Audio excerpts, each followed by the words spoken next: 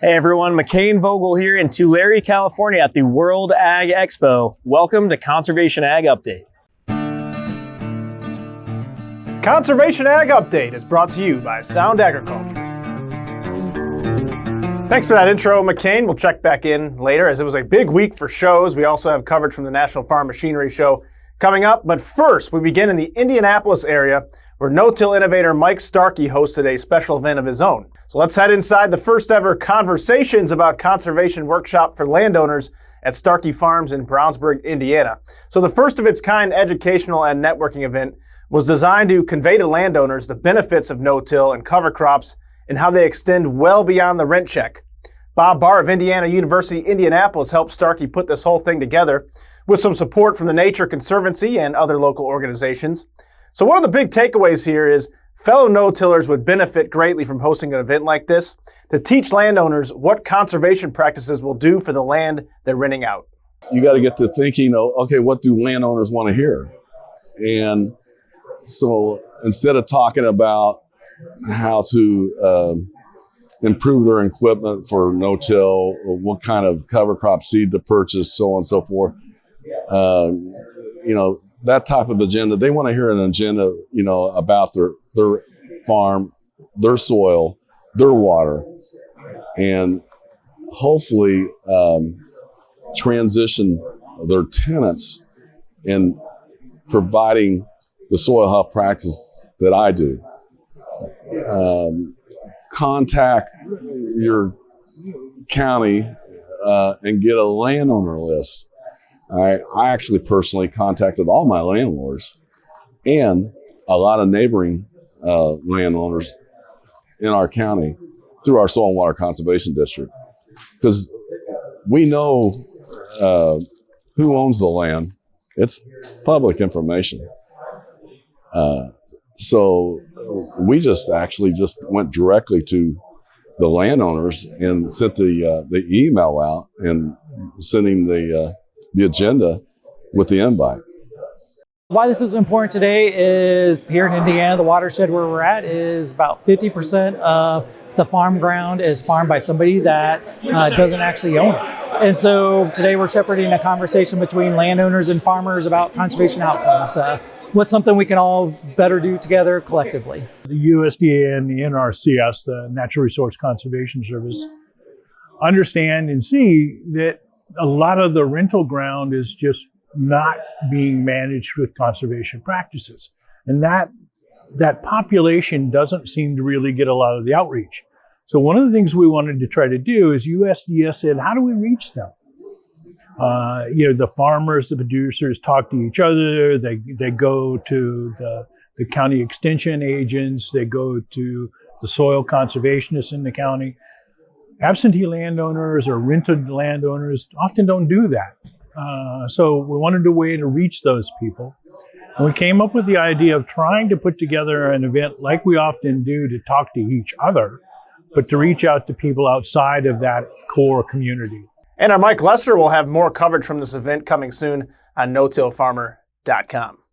Moving on, another National Farm Machinery Show is in the books, and boy, oh boy, as always, it was quite the spectacle with over 300,000 people packing the Kentucky Expo Center in Louisville. Our team got an up-close look at some of the newest equipment, technology, and innovations on the market. There were some great educational sessions as well. I learned a lot about tar spot from Beck's agronomist Travis Coleman. He says there's no silver bullet, but micronutrients, sulfur, and early morning fungicide applications, like before 8 a.m., can help mitigate risk.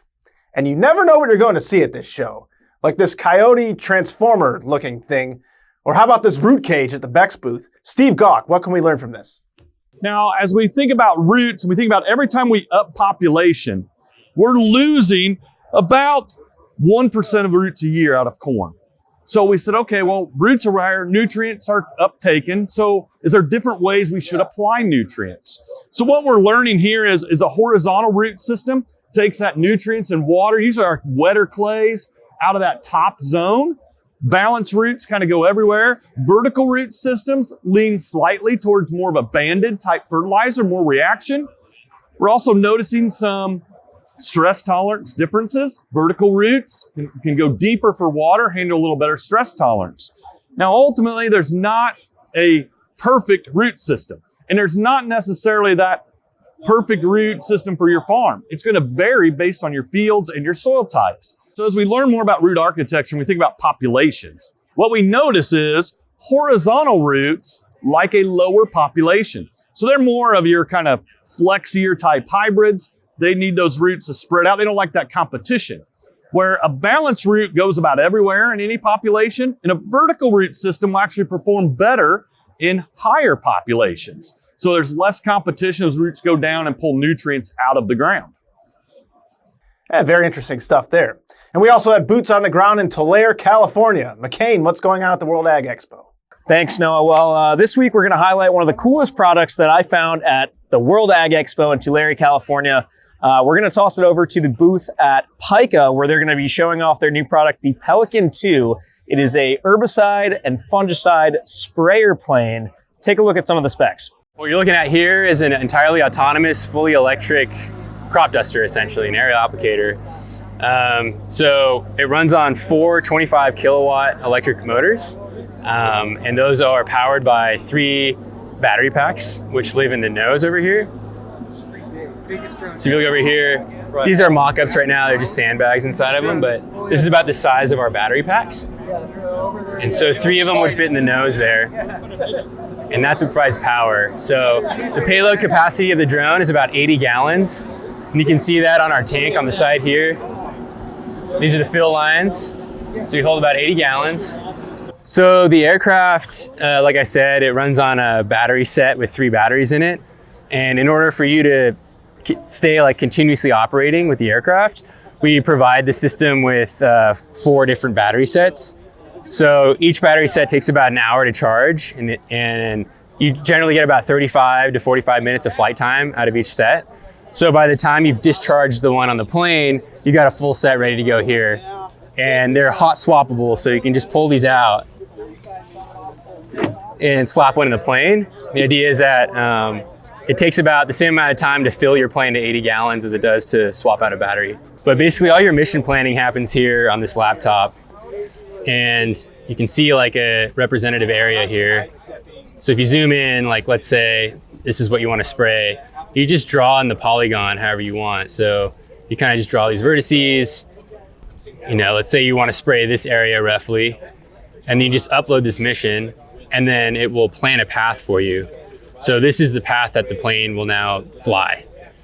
And then we have this 3D visualizer over here on the right. That's sort of like simulating what the plane would be doing in real life. That's just one of several awesome products that we saw at the World Ag Expo this week. So stay tuned for future content in future episodes. And until next time, I'm McCain Vogel. Back to you, Noah. All right, good stuff there. Thanks, McCain. Time now for the Cover Crop Connection, and today we're highlighting another on-farm trial from North Jersey RC&D. Longtime no-tillers Robert and RJ Fulper used a planter-mounted roller-crimper to terminate their covers while planting green. Let's see how it went. The cover crops, when you plant through them, they lay down, they form a blanket that protects the soil, protects evaporation and things through the season. This year with the dry weather, our crops did better than we ever would have expected they would have done. I had a little damage crimping the beans, but it actually turned out in the end the yields were fairly even again. You know, with the drought, maybe it's because there was that extra thatch that kept the soybeans growing a little longer.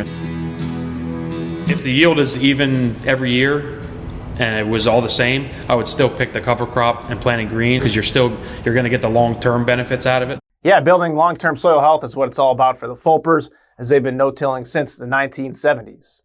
All right, video of the week now. Beaver Dam, Wisconsin strip tiller Ryan Nell plants his soybeans super early. He's always pushing the envelope, but this year he took it to a whole nother level, planting some of his beans on January 31st. Ryan, what in the world? Tell us about this. 3.5 acres of beans in the ground. We have been no moisture in the month of January. A little warmer here in the last week or so. Hit 50 degrees yesterday. We have frosted about 2 to 3 inches, guys. Fall stripped. We had to try it. I'm always up for a challenge, always up for a good time. We've been doing March beans since 2018, have not had a failure. Last year, March 3rd, planted 11 acres. I think they did over 80 bushel. Got to try it. I whether this is right or wrong, I don't know. this is asking a lot of the beans. 3 months. I think we're asking the beans to sit in the ground for 3 months. I like the conditions. I like where they're planted. It's a Pioneer treated bean, 140,000, about 2 1/4 depth. See what happens. This is unknown territory. I hope it works out. We're gonna keep an eye on these. Realistically, I hope I don't see anything till the end of April. If you don't try, you won't know. That's Ryan's motto. See something unique in your neck of the woods? Shoot me an email at innewman@lessitermedia.com. Thanks so much for tuning in to Conservation Ag Update. I'm Noah Newman. Have a great day.